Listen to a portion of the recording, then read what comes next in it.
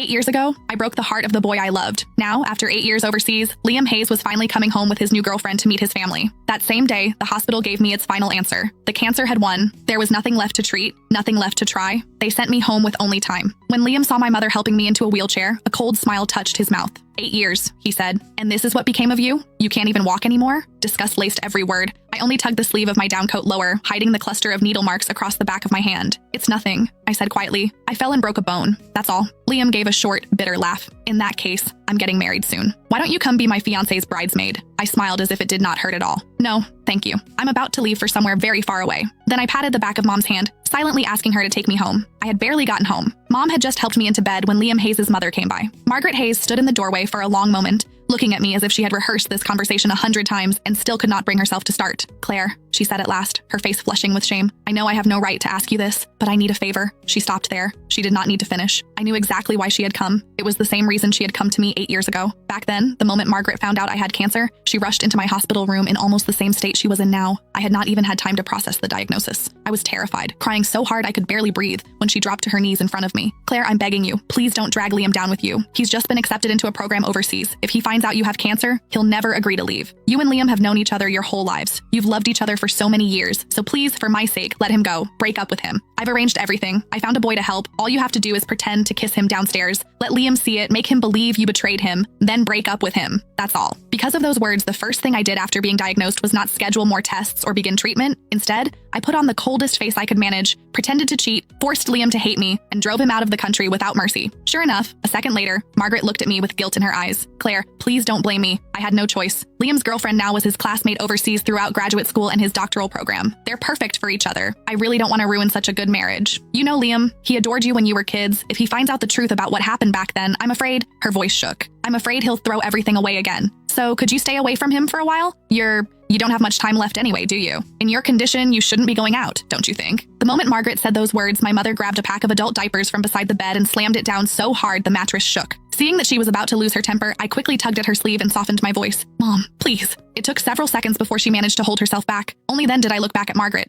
I can promise I won't tell Liam what happened 8 years ago, I said calmly. But I can't promise I won't see him. No, I could not promise that, because during all 8 years of surgeries, chemo, and hospital ceilings, there had never been a day when I stopped missing Liam. When chemotherapy became too much to bear, I would clutch the old photo of Liam and me until my fingers cramped. Some nights, that picture was the only thing that kept me from giving up. I went through more surgeries than I could count. Some minor, some so dangerous Mom signed the consent forms with shaking hands. More than once, I was rushed into the ICU and almost did not wake up again. Every time, Mom stood beside my bed and shouted herself hoarse. Claire, have you forgotten? You said you were going to survive. You said you'd get better, go overseas and explain everything to Liam yourself.